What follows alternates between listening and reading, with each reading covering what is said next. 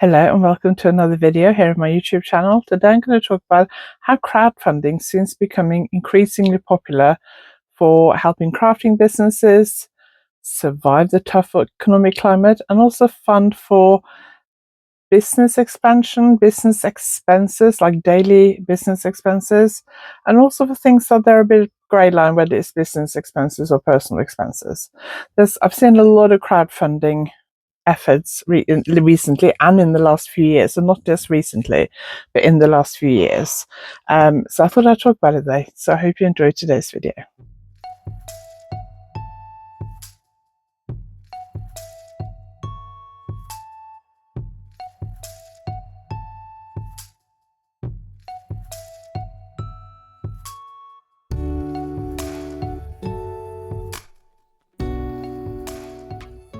If you're new here, my name is Anniken. I design knitting patterns. I teach knitting workshops online and in person, and I sell yarn through my website YarnAddict.co.uk. If you like this video, please give it a thumbs up, and if you haven't subscribed yet, please consider subscribing. But before I start, because there's been a few crowdfunding efforts I've seen recently, and there's been quite a few in the last number of years as well.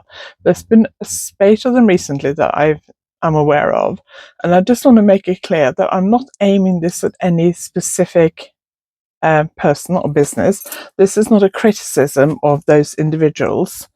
Some of them you may think you know who I'm talking about, but I'm not having a go at anyone specifically for this. It's just a general idea of crowdfunding, and I may be using some of the things I've seen recently as examples. I won't be naming anyone, and don't ask me to name anyone because I won't be.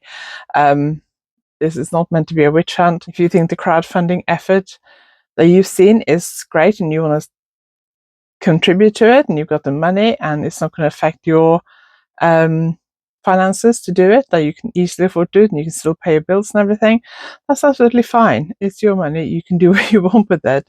I just have some quite strong views, I think, about some of these issues. So I just want to make it clear that I'm not aiming this isn't meant as criticism or specific individuals. I just want to make that clear before we start, because I don't want this to become too controversial. Many years ago, when I used to do hand-dyed yarn, I think it was a North American business. It wasn't a European business. They were crowdfunding to build a bigger dye studio. They were an indie dye and they want to build a bigger dye studio, and they were crowdfunding for that. But I think there were rewards, like you pledged so much money and you got like exclusive skeins of yarn dyed in special colorways and that kind of thing. So I think there was like a reward attached to it. And at the time, I was still dyeing yarn. I started off doing it in my kitchen, and then eventually we moved it into this room. And I used the main bathroom, which is next door, which were my kids' bathroom at the time. But I used to soak the yarn in the bath in buckets. Then I would squeeze the water out, bring it in here, apply the dye, cook it in the microwave, take it back to the bathroom, rinse the water out, let it cool down, rinse it. Then I'd dry it around the house or in the garden, wherever I could find space for it. Did that for quite a few years. And I really wanted to get out of the house because it was becoming a bit of a problem. And we had a quote for turning half of our garage into a dye studio. We just didn't have the money to do it, and my business wasn't making enough money to do it. And I must admit, I was thinking maybe I should do something like crowdfunding. But what put me off was the fact that at the time, all the crowdfunding I'd seen involved some kind of reward. So you would pledge a certain amount of money and you would get a skein of yarn dyed in exclusive colorway. And that was the bit that worried me, because I had health problems, I had chronic back and neck problems. I was limited to how much I could dye anyway. And I thought, if I have to dye all those, if it's successful, then that means I can't dye other things like my yarn clubs at the time. And also I was worried that whether I had enough following, a big enough following to be able to meet my goal. And I thought, if I don't, it'll be really embarrassing. So I never went ahead with it, and I actually gave up yarn dyeing instead, because it just became too much. It was too difficult physically to actually do. So I stopped doing it anyway. As my designing and workshop side of the business got busier, I gave up yarn dyeing. But there's also been times since where I thought it'd be really nice to have a studio out of the house rather than working from the spare bedroom. But my business has never been in a financial position to be able to sustain that, because I can't work enough hours or earn enough money or sell enough patterns or whatever to do that. Even though if I did, maybe I could host workshops and stuff, but I think the pressure of having to make that extra money every month to pay for the rent and bills and stuff would be too much. So I've played it safe and kept it here. I don't know whether this is more popular in crafting businesses. I don't really have an experience from other types of businesses, and there's no other sort of hobby spaces, other areas that I'm really that interested in. So if you work in other areas or you have interest in other areas where you also see that crowdfunding seems to be very popular and increasingly popular, tell me in the comments, because I wonder whether this is more popular in the crafting business or not.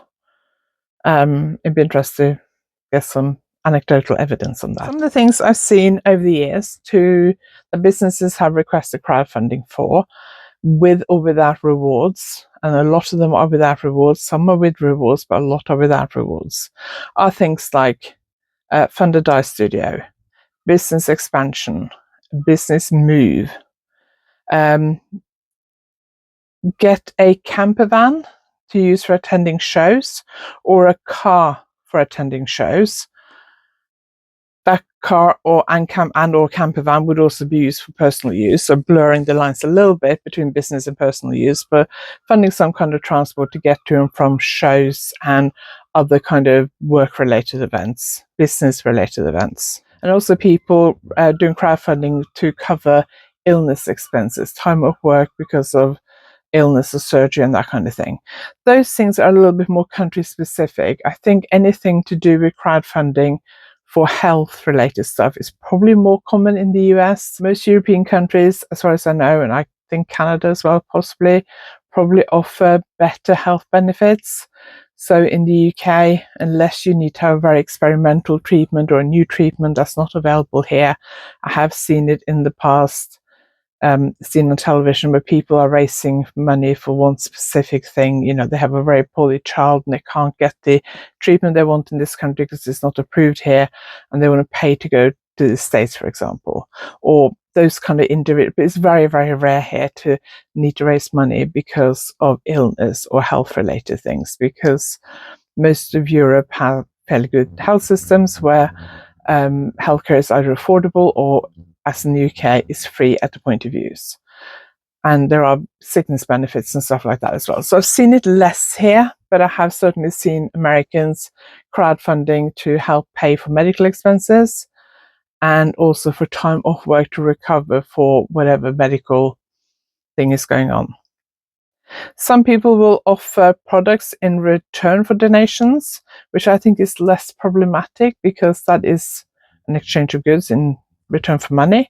So if I give somebody £50 and they send me a skein of yarn, it might be expensive, that skein of yarn, but at least I get something back, and it would quite often be exclusive, or you might be able to name a colorway, and quite often these things have different tiers. So the bottom tier may you get a project bag or a tote bag, and then you may get the skein of yarn and a project bag, or a session in the workshop dyeing yarn, or whatever it is. You know, you get something back in return for your donation, and I have less of a problem for that because that is basically the person selling you something exclusive and you're willing to pay for that. I saw one recently which on the face of it, the wording looked really bad because it was something, and I can't remember exactly the same thing, and when I was writing notes for this, I had problems with maintenance, I couldn't look it up. It wasn't a business I was aware of or was already following, but it was, the heading on the post said something like, "Help us find our forever home." And I think a lot of people overreacted because it sounded like they were asking for help to buy a house. Loads of people want to buy a house, loads of people can't afford it because it's expensive, and you got to save for a deposit, and that's expensive, and it's very difficult to do while you're renting. So when I first saw it, I was like, what? Then when you read it, it wasn't actually a house, it was a new home for their business. They wanted to buy somewhere to move their business, I guess to save money long term. But they needed quite a sizable amount of money to pay for the deposit. And I also wasn't 100% clear from what I read whether it was just the business or they were moving their business and home into the same premises. I wasn't 100% clear on that. So I think there are lots of issues around this whole crowdfunding thing. And some of these are the reason why I have problems with it. When we follow businesses or designers or indie dyers, whoever it is, online, yarn shops, we do develop a relationship with them. If we watch people doing YouTube videos, Instagram lives, sharing their life on social media and their business, you do feel like you get to know them, and you see them at shows and you chat to them, and you do feel like you start becoming kind of friends. And it has that kind of parasocial relationship. Really, it's a business relationship, but you feel like it's a personal relationship, especially when it's somebody you follow for a long time. I've certainly felt like that for yarn shops and other people that I've taught workshops for. You do become friends, but there is also a commercial business relationship there. And sometimes those lines can get a little bit blurred. And those lines get very blurred between customers and businesses as well. So I do think the kind of parasocial relationship between businesses and customers in the crafting business can sometimes be a little bit problematic, and I do think that some businesses do take advantage of that. If you can afford to donate to a crowdfunding effort, that's fine. If you have the money and you can afford to donate and it doesn't affect your monthly outgoings, you can still afford to pay all your bills, that's fine. But times are difficult now, and a lot of people are struggling. Energy bills are going up, food bills are going up, and this is happening over the world. My parents are complaining about it in Norway. I see Americans complaining about it, Canadians, British people are certainly complaining about it, other European countries, and I'm sure it's the same in other parts of the world. Everything's going up, everything's becoming more expensive. So even if you are fairly comfortably off and you can afford to donate money, your outgoings have probably gone up as well. And there are going to be people who feel like they have to be obliged to donate even though they really can't afford it. They may be struggling every month to make ends meet. They maybe should be saving money, but they're not, because they feel like they have to donate because they feel sorry for this person, or they really like this person, or oh, I know this person has health problems, or this person has been through so many difficult things, or this person is so lovely, or if I donate maybe they'll like me more, maybe they'll choose me to be one of their test knitters, maybe I become one of their closer social media friends. Loads of stuff like that going on. So I don't have a problem with people donating, but I do think it's easy to feel like you should donate. And I've certainly felt like that when I've seen people that I know who've done crowdfunding, and I felt a bit like, shall I, shan't I? And I must admit, I rarely donate any crowdfunding.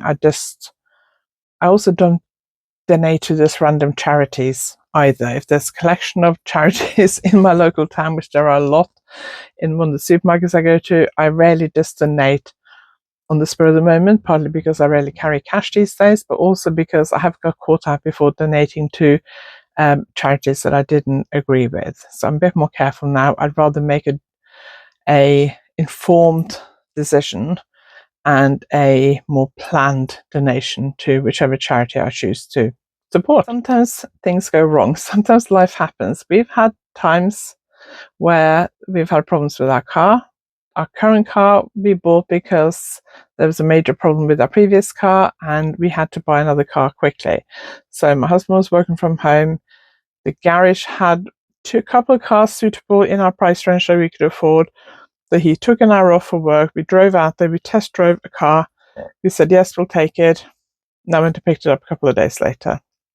Now, I use the car for work, but it's also our private car. At the moment, it's our only car. And I probably use it as much for work now as we do privately, because my husband works from home most of the time, so he's not driving it to work. So I'm driving it around the country to teach workshops, to attend shows, to drive into town, to go to the post office. I've done that today. A few days ago, I was in Warrington for workshops. So it's used maybe not as much for workshops, but certainly I use it almost as much for business as we use it for private. And there has been times in the last few years where we've had a few cars that have broken down, or that we've taken to a garage to get something fixed, and they've said, you need to replace it. And it hasn't been a planned kind of upgrade our car kind of moment. And we've just had to scrape together what we've got, take out a loan, whatever we need to do to get a car, because we need a car. And I must admit, I haven't actually considered, because it's not exclusively for my business, it's also for personal use.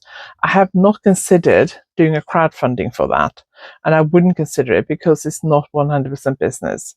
It's something that's partly used for business, partially used for private. I do think you leave yourself open to criticism if you're a business, because if people see you using it more for private than business, then they're going to criticize that. Loads of stallholders who have stalls or shows have a caravan or a camper van that they use to go from show to show. Means they can stay in their own accommodation, saves money. Some shows actually allow you to camp on the ground, like Wonderful Wales, I think, allow you to camp on the ground. Woolfest, when that was on in Cumbria, there were people camping there on the grounds of the show. So if you have a camper van or a caravan or something like that, and you do a lot of shows, it would definitely be a cheaper way of doing shows, because you don't have to pay for accommodation. You can stay in your camper van or caravan. But obviously you may sometimes then use that for personal use as well. If you bought and paid for it yourself, who cares if you use it for business use or private use? You paid for it, it's your decision how you want to use it. But if you ask for crowdfunding for it, to use it for business, if you were saying, I want to buy this van to go to shows and do workshops and do whatever, and then you end up not doing that because you realize that some of these shows are in the winter and sleeping in the van is really cold. You may be sleeping on the side where there is no toilets or showers, and some of it is a bit rough. I would not want to do it unless I had a very fancy caravan or camper van. There's no way I would do it. And it's cold and it's miserable, so you end up booking into a hotel instead, and you end up just using it for a few weekends away in the summer, and suddenly people are criticizing you because they said, hey, we paid for that, why are you not using it for what you're supposed to use it for? And then you eventually sell it and pocket the money, and then people are thinking, well, I donated to that, I gave you £50 to do that, and you've only had it for a couple of years, now you've sold it. I think when things like that do leave you open to criticisms for a lot of people. Maybe I'm just being petty, I don't know. Let me know in the comments what you think. If crowdfunding is needed for normal business expenses, paying rent, buying yarn for yarn advents, I think the whole yarn advent thing might be a little bit of a crowdfunding effort. Just very briefly on yarn advents, I don't want to go on about too much because I've talked about this before. I understand why businesses need to sell yarn advents at the beginning of the year, because they cost a lot of money to get all the yarn in and do all the work, and it takes a lot of time. So I perfectly think it's reasonable to sell them in the spring, so you can order the yarn, do the work over the summer, and then they're ready to go out in October, November time. I totally understand that from a business point of view and scheduling your time, and it makes sense to do that work in the summer when yarn businesses are a lot quieter anyway. But some people are starting to sell next year's advent before they've sent out that year's advent. So I've seen people selling advents for the following year in October, November, December, when they haven't even sent out that year's advent yet.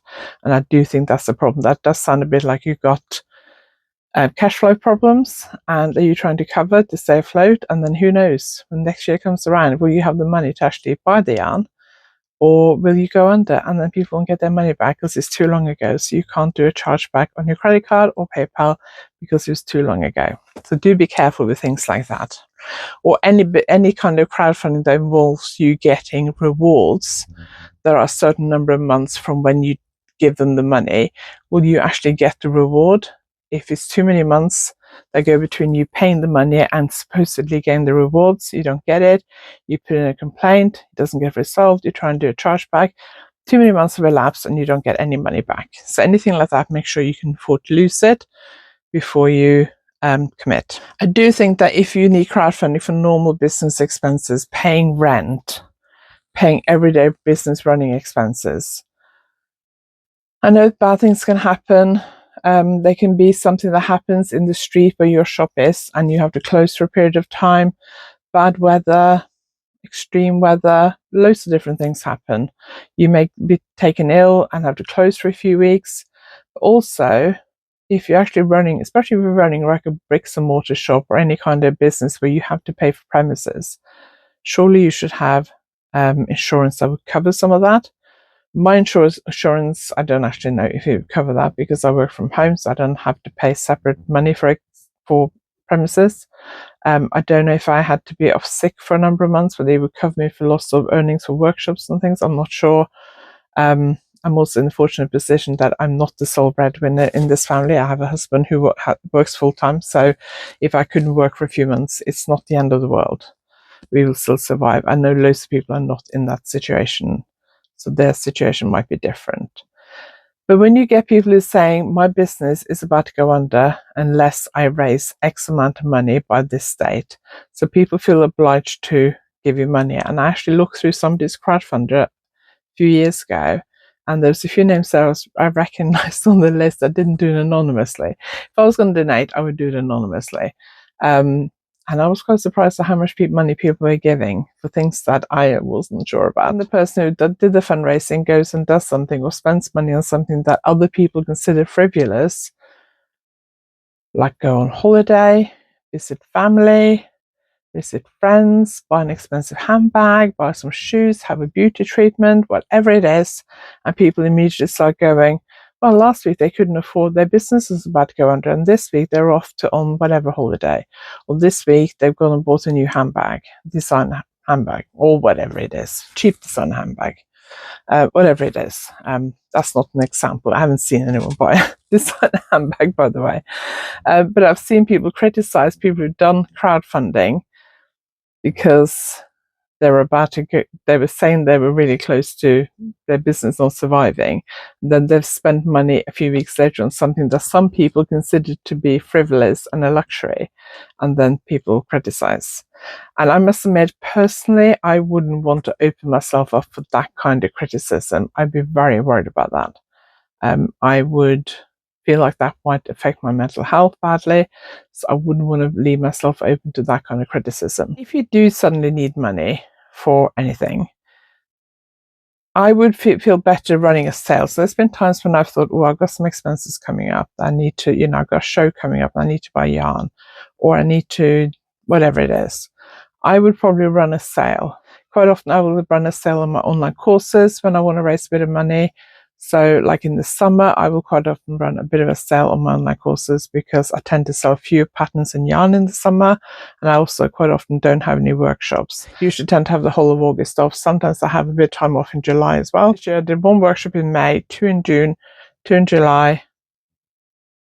I'm not teaching anything in August, 2 in September, plus I've got Yarndale Workshops in September, plus I've got design work and pattern sales and that kind of thing.